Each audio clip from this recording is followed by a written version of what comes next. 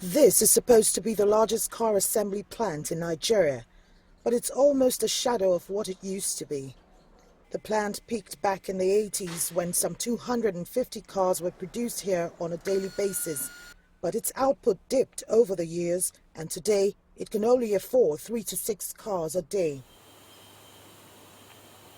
The falling fortunes of this once prosperous enterprise is now a concern for these legislators charged with reviving manufacturing in Nigeria. Some of them are setting foot here for the first time. I am not happy with what I've seen. I'm disappointed because by the time, by me hearing pan, I thought I'll come and see things going, vehicles all over. But to my greatest surprise, I'm only having the opportunity to see 6 or 5 vehicles, which I think is not is underutilized for the whole assembly. The irony here is Nigeria is still Africa's biggest market for imported cars. An estimated 70,000 cars are imported into Nigeria every year. But by just looking at the country's car import statistics, you don't get a sense of the decline in the car assembly business here. The real trouble lies in the importation of used Japanese cars, which are often far cheaper compared to brand new ones from local assembly plants. You have nearly 85% of the business dominated by used vehicles. Now, it is felt, that as long as that market segment does not pay the right duties, all right, so no matter what activities assemblers would carry out, to come up with vehicles that can compete, with the second-hand, the used car market, it will never, be able to compete effectively.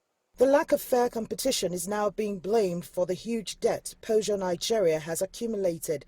Its biggest shareholder, the state-owned asset management company, has been trying to sell its stakes, and there are reports that Africa's richest man, Aliko Dangote, and some state governments could buy in.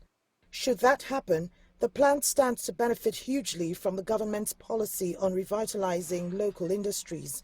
President Buhari's administration is keen on stimulating local industries, so it's been cracking down on smuggling, and there's also a plan to raise import duties on used cars.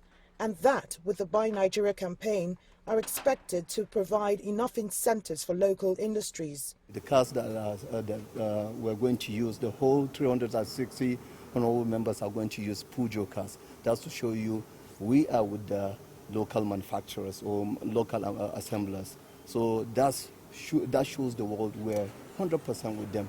And we can't just come up with laws that we can make it punitive to use other cars. Well, there's competition in the market and you have to allow other business to thrive. But the competition in the part of prices, that determines what we're going to encourage. If the prices are okay and if the vehicles that they're going to give the citizens are qualitative, definitely that's what we're going to go with.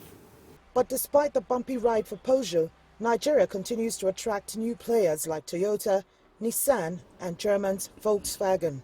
Kelechi, Emekalam, CGTN, Abuja, Nigeria.